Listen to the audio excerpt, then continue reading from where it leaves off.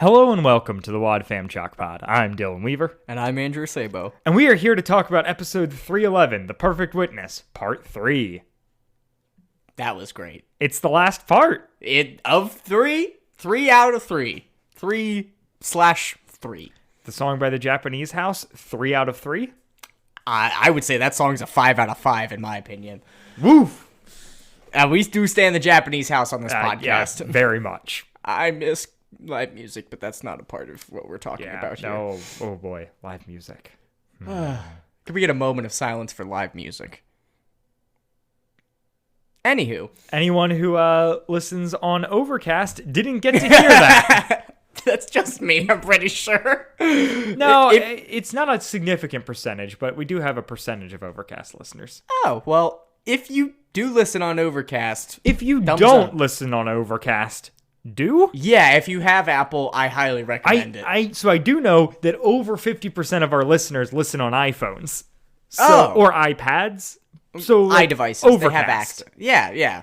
Do not use Spotify for podcasts if you have Spotify Overcast. is bad for podcasts, and Apple Podcasts is solid, but not as good as Overcast. No, and really, I honestly think that Apple Podcasts is probably, in my opinion, is worse than Spotify. Ooh, It's a hot take. I don't know. Just the way that it's set up, at least with Spotify, I'm familiar with the UI well enough that, like, okay, I can look it up pretty easily and but it's such a navigate bad the page. UI. Oh, it's bad. No, it's very bad. But at least it's straightforward. I felt when I tried to use Apple Podcasts, like it was all kinds of backwards, and like my downloaded podcasts were kept in like the same spot, but they weren't like clearly marked. I don't know. Yeah. Maybe I'm just bad. No. I mean that's fair. If you're on Android, Pocket Casts is always solid. But I personally big fan of Player FM. Yeah, Been using it for like 6 years. he's got a very long relationship with Player FM. Mm-hmm. Anyways, that's been Podcast App Corner for some reason. Hey, it's pretty relevant. I mean, we are a podcast. Medium for podcast consumption. So this episode aired originally on April 22nd of 1995.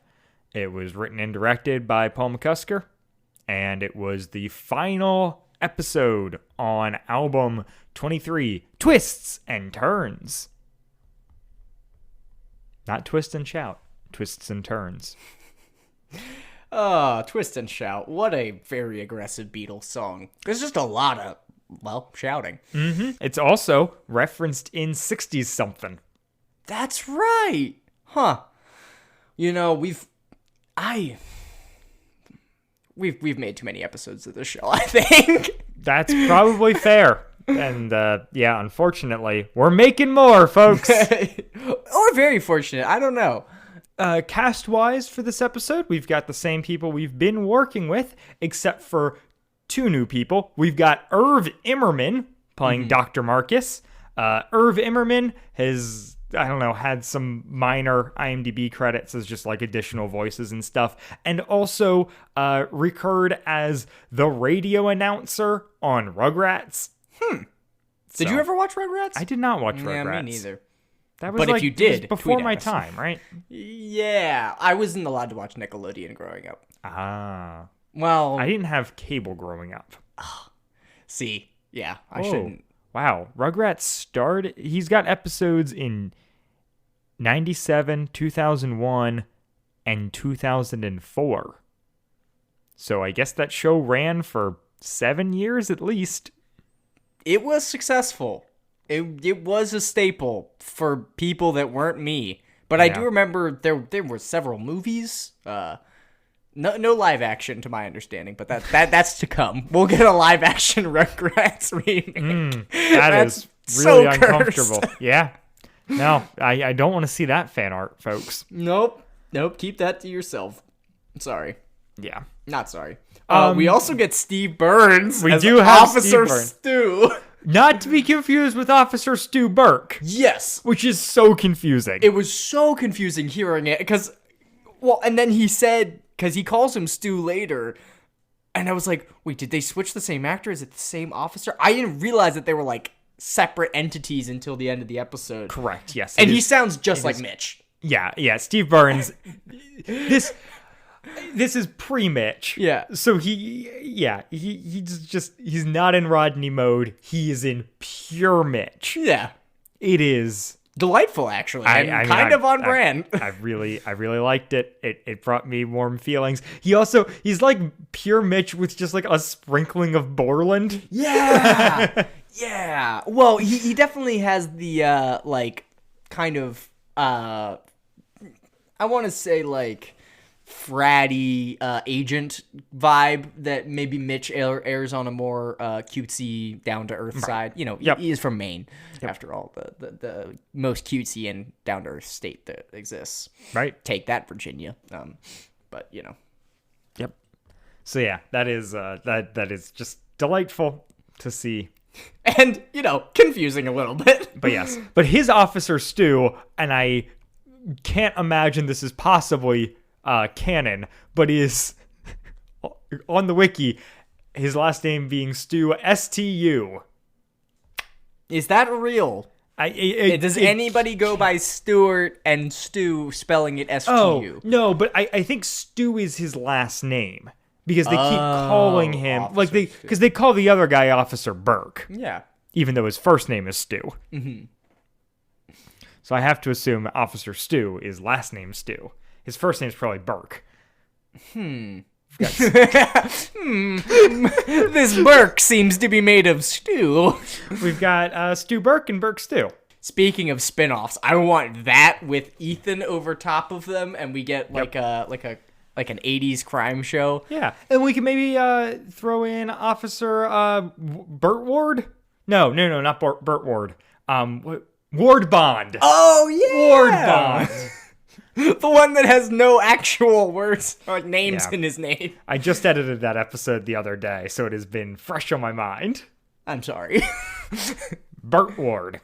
Oh boy. And then I think that's basically all the context we have. I mean, we've done 2 of these already. There's nothing new. Mm-hmm. And I'm gonna go ahead and play the promo.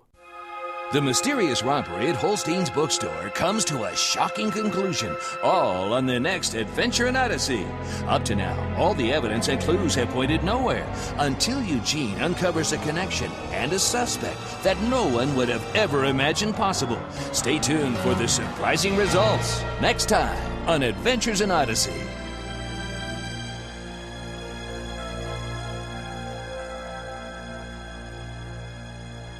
The man is channeling the ghost of the Case of the Secret Room. Very well. Whoa. Good music. Yeah, no, it's all right. I was distracted reading the strange goofs that are on the wiki for this episode. I don't know. Wiki goofs don't count. No. Mm-mm. I so much respect to everyone who contributes to the wiki. Except but the goofs.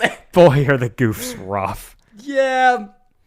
Well, I think that the mistake being made here is that every episode has to include a goof segment. It doesn't, though. Sometimes there are no goofs. Okay, I don't know why my voice did that. There should just be less goofs, is what we're establishing. Yeah. So this episode, the goofs are just like are very comic book nerd.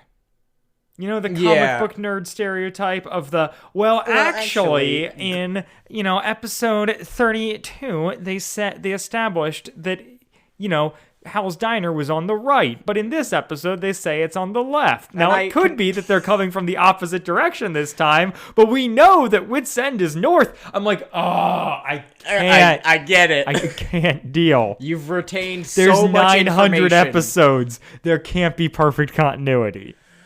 Wow, that's not very on brand for the podcast of you to say, Dylan. No. When I nitpick, it's cool, Andrew. When random internet people do it, it's cringy. That's the difference. Yes. I am cool, so I can nitpick. And I'm just cringy most of the time. So, there's just That's what they call us, cringe and cool. Yep, that's what they call us. That isn't on cringy. The streets. The sidewalks, as it were. Anyway, this episode begins right where the other one left off, with Ethan and Quinn kind of catching up with, obviously last episode ended with them realizing that they left the book in the abandoned building, and so therefore that wasn't what they were after. And so now they're reassessing it. And, this is Ethan and Quinn. And then Eugene and Katrina show up. And Katrina gets her K-knapsack back, and they're going through it and assessing kind of what's been going on. Yep. Ethan's got this moment where she's like, oh, the only reason this is still a case is because there was kidnapping involved. And Quinn's like, wait. Eugene's stuff's still missing. Yeah. Eugene is compiling a list of all the stuff from his computer. For the files that were erased from his computer to try and find a connection. So, this is where kind of Ethan is establishing that they thought that the holdup was a scheme to get the book, but obviously it wasn't. But the book and the computer together will solve the case is kind of what's established here. Right. And Katrina finds a torn corner of an envelope in the bag. Yep. Which she's then like, well, I don't put trash in my bag, so this must be something. I'm like, man, you are a much better person than I. Yeah, man, the bottom of my backpack is full of accordioned papers. Yeah, also the door cards in my car. Like, who are you, Katrina? I guess you're the person who marries Eugene. So very organized. Lots of cleanliness, sanitation. She probably did very well during the COVID season. Yeah, no, that's true. Man, are we gonna get COVID Odyssey? Well, we kind of feel like we're past it enough that it probably doesn't have to happen. I don't know how script cycles work, but I wouldn't hate it depending on the angle they take. Very important caveat there. It could be very helpful, and to be honest with you, everything that Focus did with putting out the, it was about a year ago when they put out their basically at home package where you could get Odyssey, and they had Focus on the Family. They had arts and crafts and things for people that were stuck at home. That's not so bad. I mean, it's all right, but if we get COVID Odyssey, I'm scared. Yes. Yep. That might be what kills the show. I hate Odyssey catches COVID and dies. Yeah. Oh, maybe that's how they get rid of Wit finally. He got COVID. Oh no. Man, with all that ice cream, he's definitely pre-diabetic. His immune system is shot. We don't hear him eating ice cream often. Plus, have you seen how much weight Stotkowit has lost? Yeah, that's true. He definitely runs Ironmans or something. He doesn't win them. He just does them for the sake of doing it, because he's got so much time because he doesn't watch TV. Right, that's true. And that's why he's ripped. Yeah. It's gonna go full Uncle Iroh for those Avatar lovers out there, and just get jacked during COVID. There you go. And that's when we get superhero Wit. Oh, this is great. This is great headcanon we're building perfect. Here. And yeah, I don't know, the envelope thing. So I'm just gonna get this out of the way. I don't love this episode, guys. Out of the three-parter? Yeah. Out of the three-parter. So the joke that kept running through my head was I've heard of a most extraordinary conclusion. This is a most disappointing conclusion. Very nice. We can insert the drum effect here. It's all right. I mean, it's fine. It's fine. There's a lot that happens. It loses all the stuff that I was excited about the first couple episodes. Yeah. For some twists and turns that are unnecessary, and a mystery that cannot be solved from clues laid throughout. Yeah. Like, it's the kind of mystery conclusion I hate, where it's like left turn into something we couldn't account for. Yep. Which I'm pretty sure we've mentioned on this show before. Yeah, we have. With the structure of mysteries. And Yeah, it is unfortunate, and that's why whenever we enter into a 3-parter, I'm so skeptical about the third part, because Odyssey does 2-parters pretty well, but typically when they do a 3-parter, it's because so much happens, and there's like at least one big change in direction that they have to accommodate that, and sometimes it ruins the good things. It can land. Yeah. I think the other side of the glass. Other side of the glass does it well. Mm-hmm. I think the other one that does it poorly is the Rydell saga that we covered. Well, Rydell Revelations. Yeah, but that 3. doesn't even count. Like, it's all bad. Yeah, but no, you didn't hear it from us. Well, no, you did. You can tell your children. But no, the one I was gonna throw out is the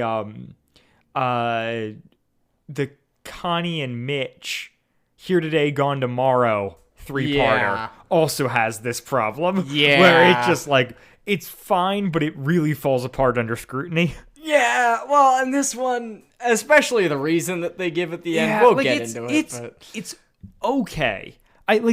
It's just after loving the last 2, I was like, oh, okay, you made the third part kind of like non-compelling, but it's okay. So 3 out of 5.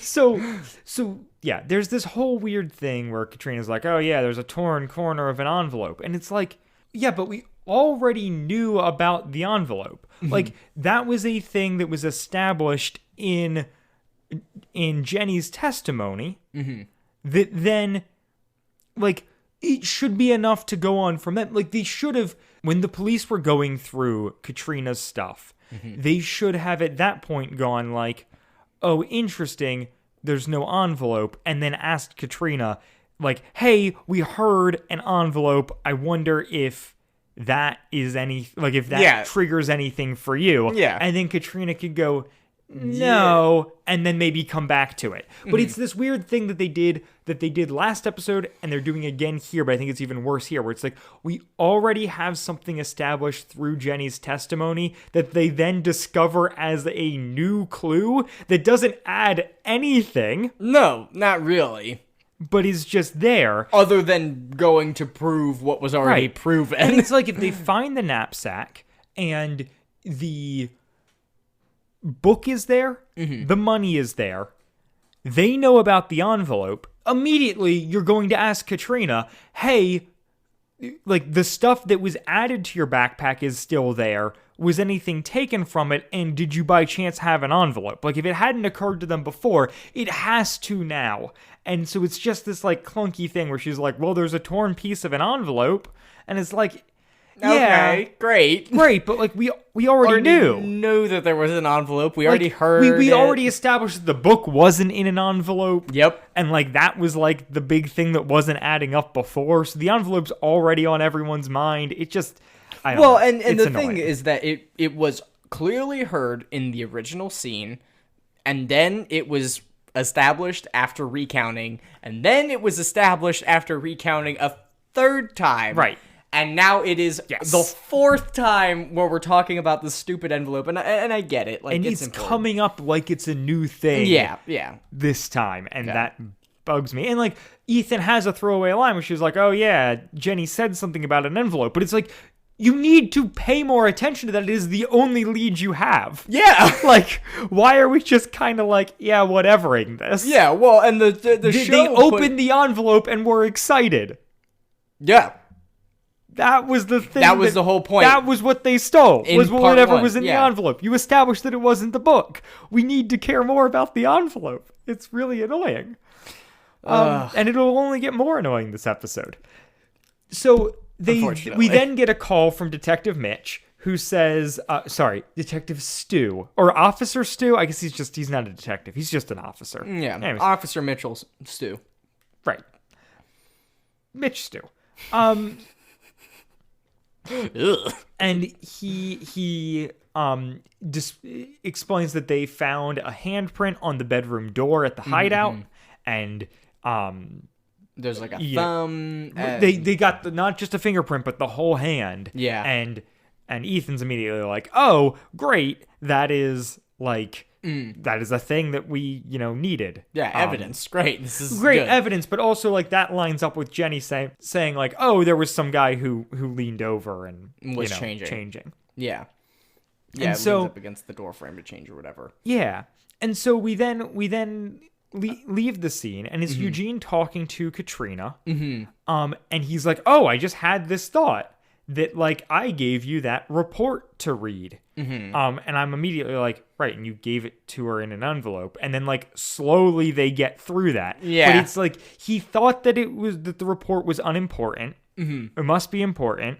Oh, then they say in unison, it was in the envelope. And it's like, okay, great. Awesome. Go tell Ethan. No. Eugene rushes over to Dr. Marcus to preposterously say, like, I think you're in trouble. Yeah.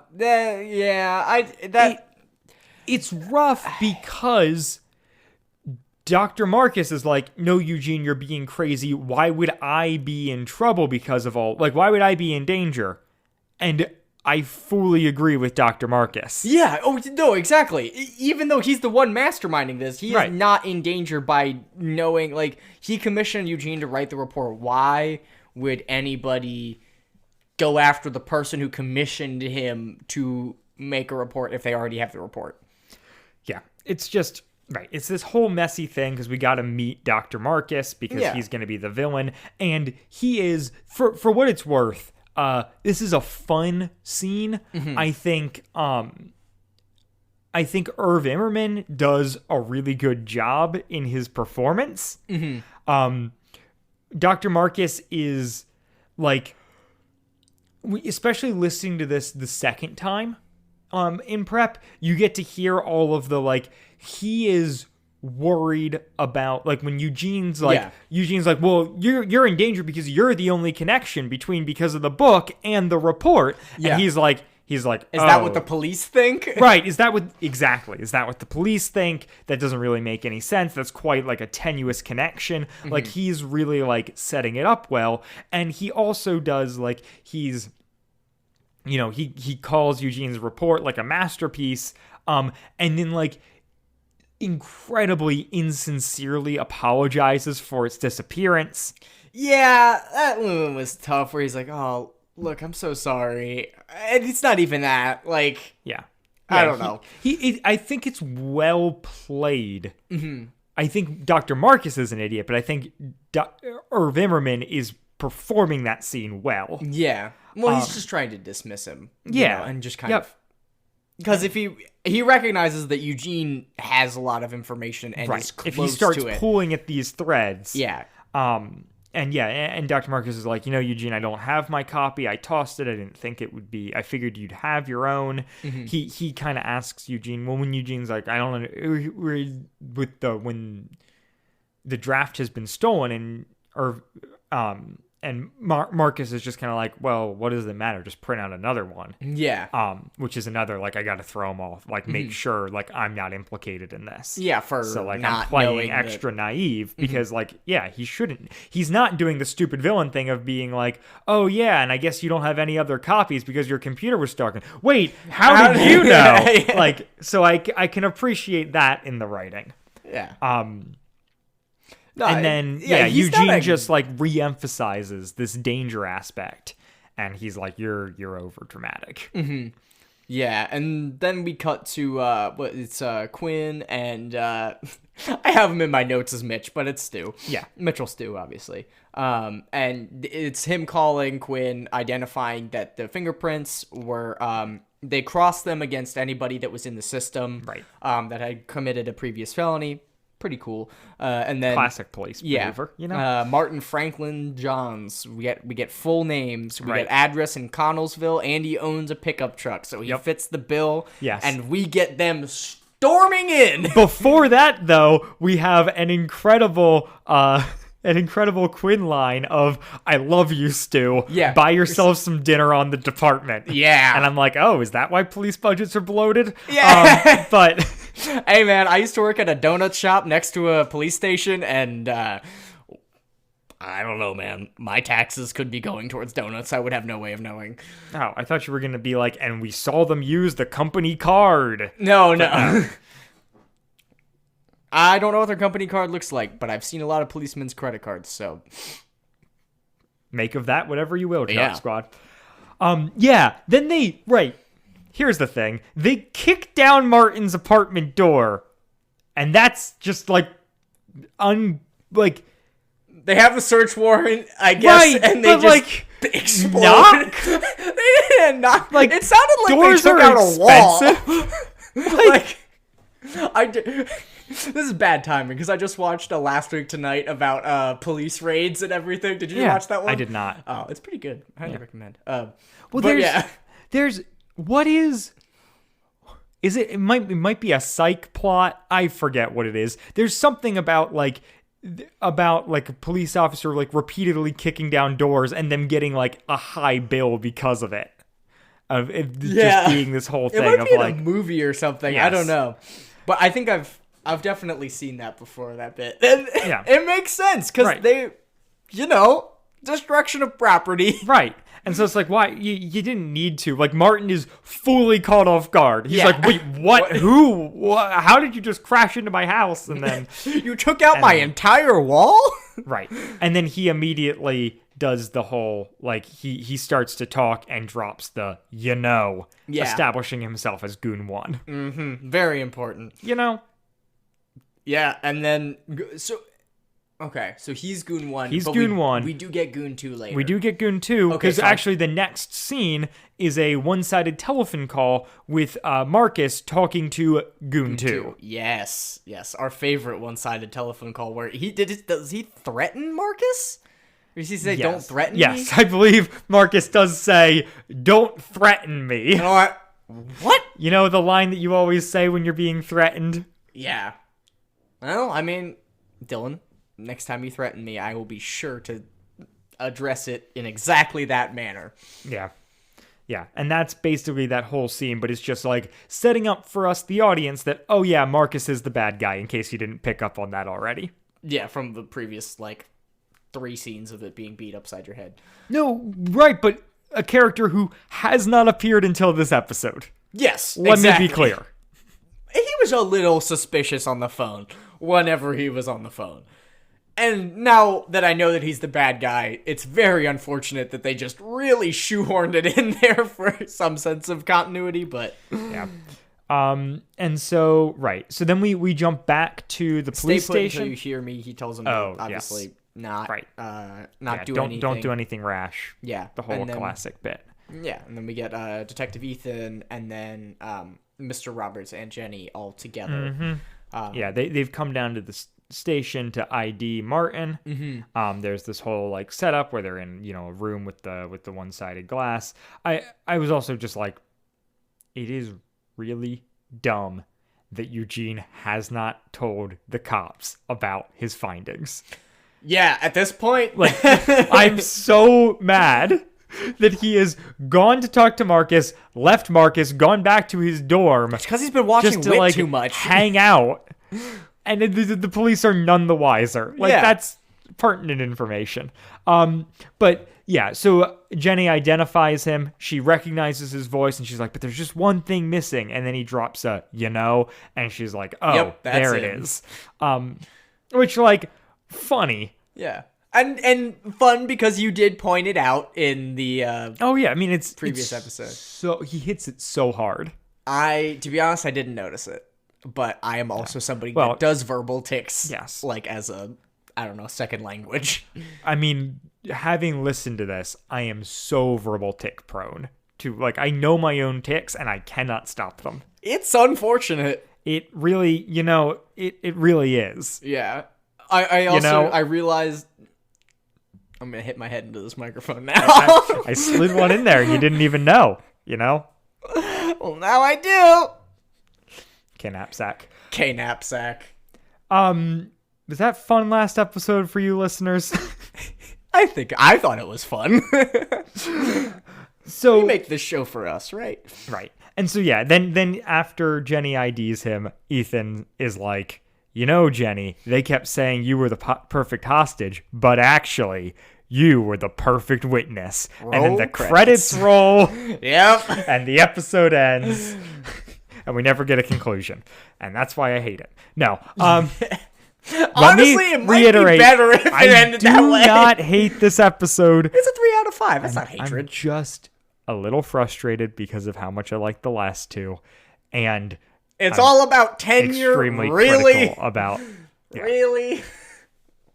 You know, it's fine. So, yeah, we then... What? Then Katrina tells Detective Ethan about Eugene's report. Mm-hmm. Which, thank you so much. Yeah. And Ethan's like, all right, we gotta, we should get over to Eugene or whatever. Like they're gonna go visit him at the college now. Mm-hmm. And then there's this dumb runner about that we didn't hit on earlier, but Dr. Marcus leaves his phone off the hook. Oh, so he doesn't have to answer calls. Yeah. And then he agrees to put it on the hook for Eugene. Yeah, so he can get a hold of him. Mm-hmm. But then the Goon 2 calls him on that phone to complain about Goon 1 being taken into custody. I didn't connect that, Goon 2 calling him would have been playing on the bit from earlier, but I guess it is. I don't know. It's just funny that that's like a bit twice, and then like the next time we see Marcus is a phone call. Yeah. And I expected it to pay off better, and so it's weird the payoff that we get.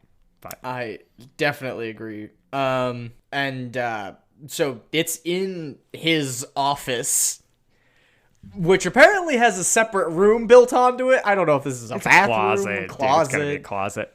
Could be a classroom, perhaps. Sure. All our options. It also has incredible soundproofing, but only to block the sound going out, not the sound coming in. Yes, of course, naturally, as one always builds their rooms.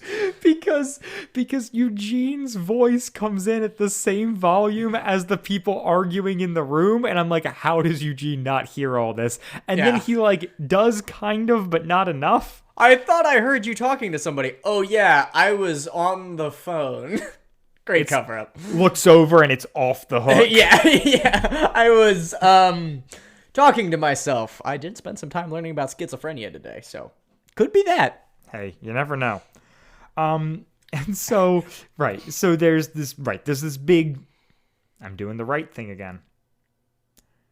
There's this big argument between Marcus and the second Goon about the whole situation of like just Goon 2 getting really like antsy about all that's going on, and Marcus trying to like shut it down and also be like, we didn't come this far to turn into cowards now or whatever. Yeah. Just like classic villain. Oh, you messed it up by taking the girl and everything like that. And right. Yes. The blame shift. Yeah, it's all right. I mean, again, it feels kind of manufactured in the sense that, okay, we built up Goon 2 and Goon 1 as being involved in this, but Marcus as the bad guy, it's just kind of thrown in here in this episode, and so it kind of leaves this scene being a little bit more lackluster than otherwise. And so anyway, he hides in the closet. Yeah. Eugene walks in, goes, I thought I heard you on the phone, or I thought I heard you talking to someone, and Marcus is like, no, that was the phone. And Eugene's like, okay, well, guess what? We no longer have a problem because Marcus found, because I found the report in the side pocket of Katrina's knapsack. You mean K-knapsack. And isn't that great? And I'm going to go, scan it into my computer now and upload it, and it's going to be delightful. And Marcus is like, oh, well, why don't you just bring it to me? I'll write you a cover letter. You really deserve this, Eugene. And he's like, well, first, I'm going to make copies so that I don't lose it again. Smart boy. And then he walks out after Marcus is like, make sure you're here first thing tomorrow morning, which weird. A little, not just like I'm a person of authority and I will put you in your place, Eugene. Yeah, you better be here right at 8 o'clock because I have a nondescript flight out of Odyssey at 9 o'clock. Where are you going? Oh, Tijuana. Nothing big. Right. And so then we get another conversation after Eugene leaves between Marcus and Goon 2, who we find out is named Russell. Oh. Where he's like, Russell, you got to go like get that from him Rustle up that paper right now. Mm-hmm. And so he breaks into Eugene's dorm room wearing a ski mask. With the lights are off. Because of course he's working on this computer. I mean, do you work on your computer with the lights on in the room? Usually. Really? It's really bad on your eyes if you don't. Yeah, I feel that. I am very worried. Andrew, there's such an easy solution.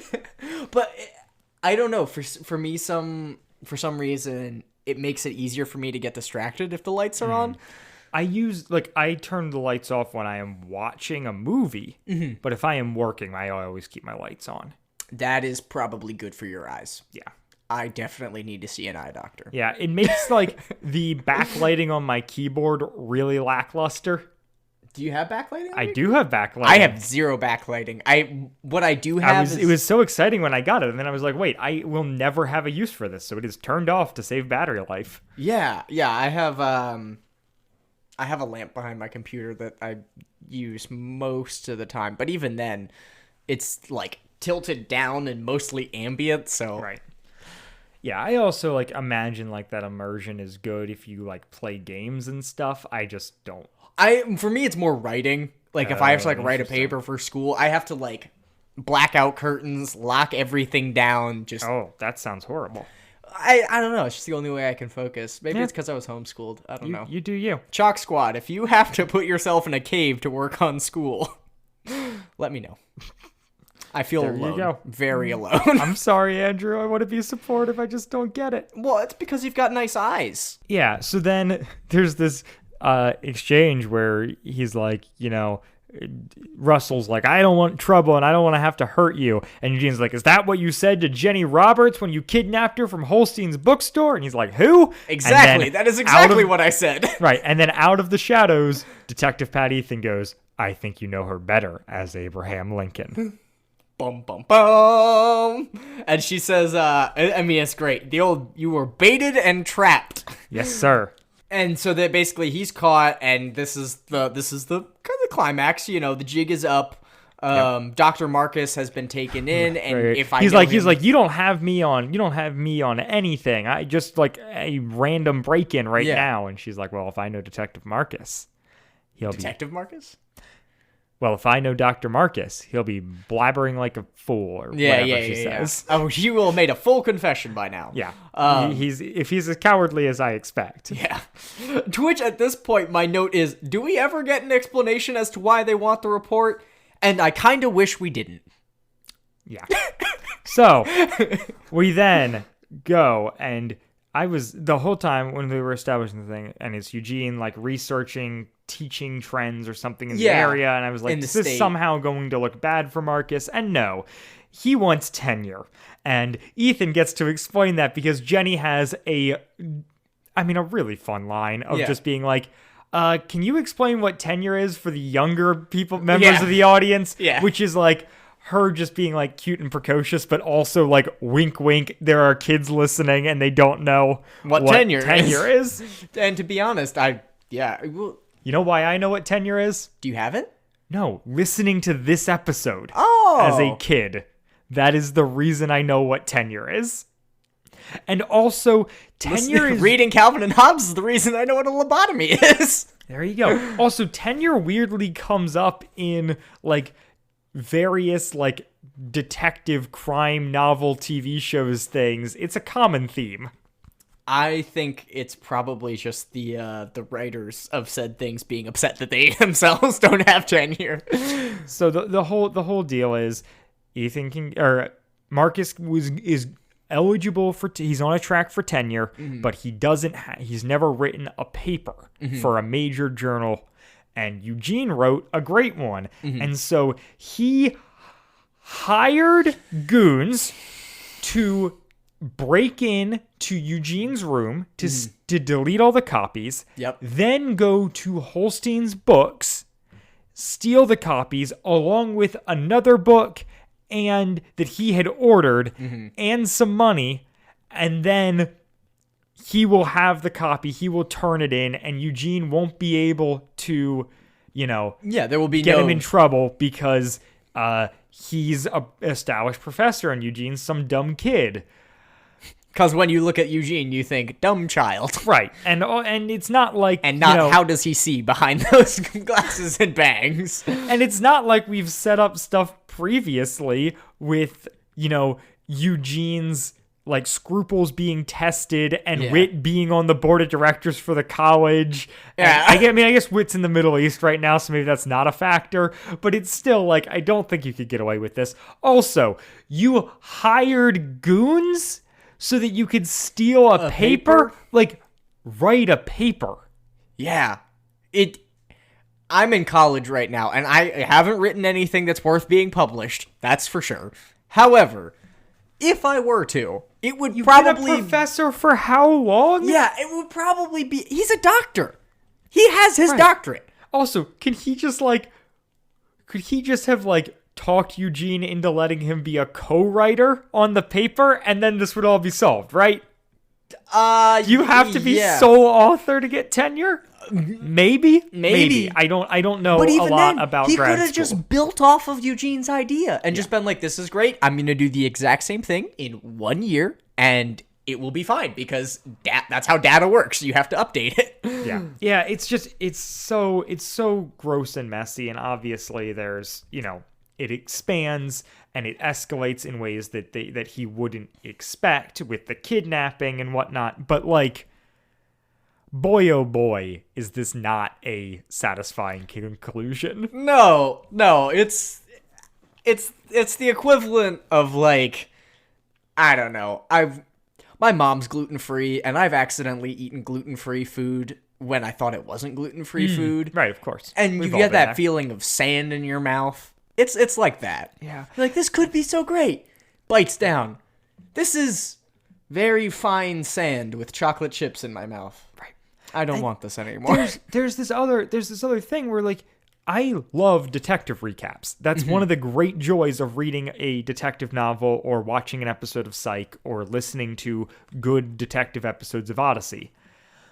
However, her recap, she explains the tenure thing, which was the only piece we were missing, and then recaps a bunch of stuff we already knew. Yep. Which we've talked about this many times, and Odyssey usually does a really good job of you don't do the same thing twice. If you've already shown something, you don't need to tell something. If you are already told something, you don't need to show something. Exactly. And they just fall into this trap. Erase all trace Eugene. Yeah, no, and there's the confessions, and then it's just basically them. They're retelling everything, and they drive it home by saying, well, they were wrong because they misjudged the people involved. And then she goes through and explains how she didn't think that Holstein would have the silent alarm, or that Jenny would be such a good witness, or that the police would, do their job. And to be fair, that's fine. But as far as in the nature of ending this episode and everything like that, it's lackluster. And it's nice that she's still affectionate and she's recognizing that these people did good things, and that is good. And she does seem genuinely appreciative, especially to Jenny. She gives Jenny a lot of special attention, which makes me happy. Yes, I do really appreciate. Also, and then we basically end on Quinn offering her a job. And her kind of chuckling about it and being like, yeah, maybe someday. For the spin-off series. Right. And then she asks about Wit's End, and Connie and Eugene are jokey about it, about not knowing where that is. And then Jenny's like, come on, guys, and offers Ethan her hand to go to Wit's End. Yeah. Which is really sweet, is a good callback to her complaining about people always grabbing her hand in the first episode. But she's trusted this person. She's grown as a person. It's good. It's a good episode. It just falls a little short for me, and this is a podcast where I talk about that. Yeah. So I'm sorry, people. Well, no, and to be fair, we were so positive about the first two parts. That is the thing. Yeah. Is if this had been the middle part, it would be way less big a deal. But because we're coming off of two amazing episodes, and then we get this one, and I'm like, it just undershoots a little bit.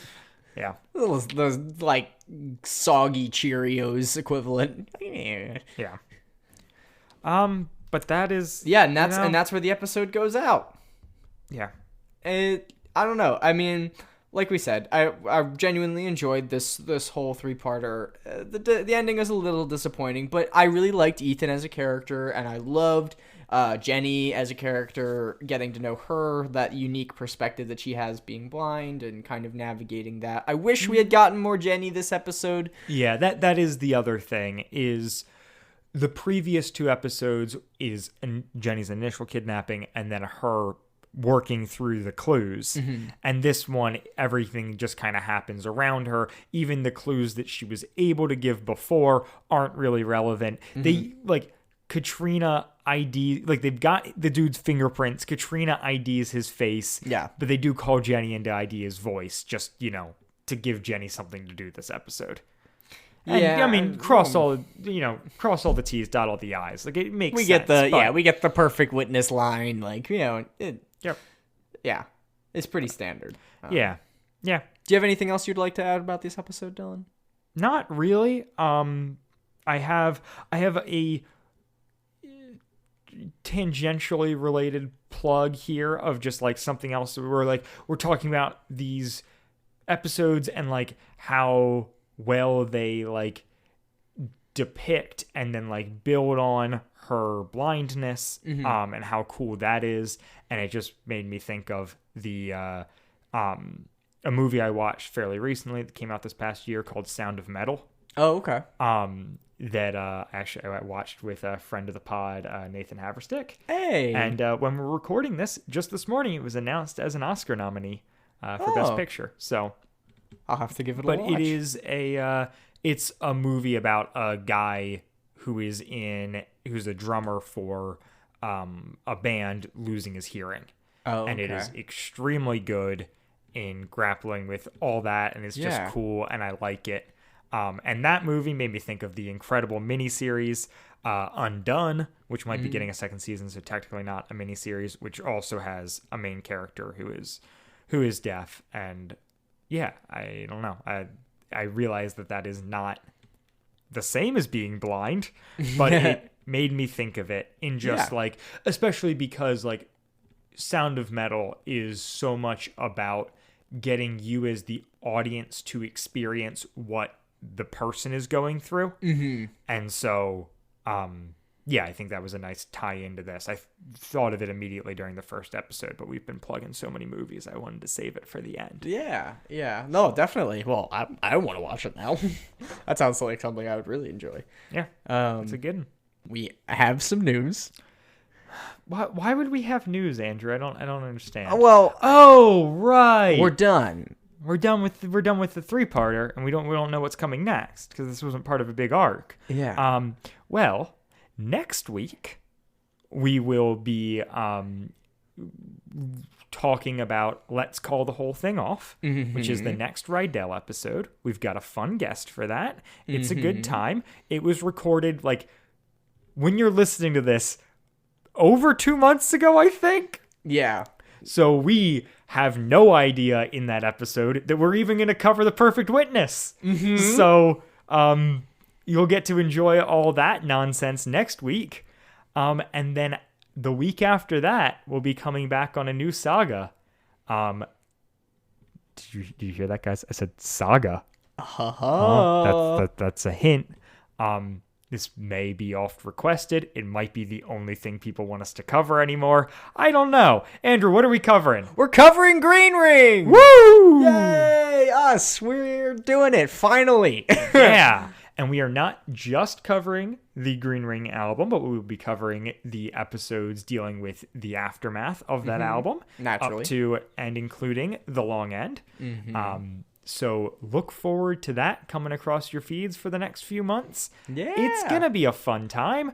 We'll get to hit on new Odyssey that I actually know. Yeah, and have some affection for, hopefully, still. And then we end on stuff I've never heard. So we'll see. I'm excited for it. I really liked Green Ring. So yep. I have a lot of nostalgia for Green Ring. I also am looking forward to finally talking about a thing that has been bugging me for however many years since that has come out, like 10 years or whatever. More? Yeah, 10 years. 10 years? So that's going to be really fun because I basically, the whole reason this podcast exists is because I wanted a platform for one dumb anecdote. Really? I've never had anyone to talk about it with. Okay. That's not really why this exists, but it does kind of feel like we've been building to this. Definitely. So you can look forward to that anecdote come to your podcatcher, hopefully Overcast or Player FM, this summer. Yes, sir. Yeah, often hyped, very rarely lives up to it. We are very excited to cover I know. this arc. It's going to be interesting. With that being said, yeah, we'll be back next week for episode 909. Let's call the whole thing off. bye guys. Wad Fam Chalk Pod is a presentation of the Lidditz Podcast Co-op. This show is a fan podcast and has no official affiliation with Adventures in Odyssey or Focus on the Family. As such, the copyright is ours under Creative Commons. Follow the podcast at wadfamchalkpod on Twitter and Instagram, or email us at wadfamchalkpod@gmail.com. The Perfect Witness Part 3 was hosted by Dylan Weaver and Andrew Acebo, and edited by Dylan Weaver. And I'm Nathan Haverstick, hoping you'll join us again next time for more of the Wad Fam Chalk Pod.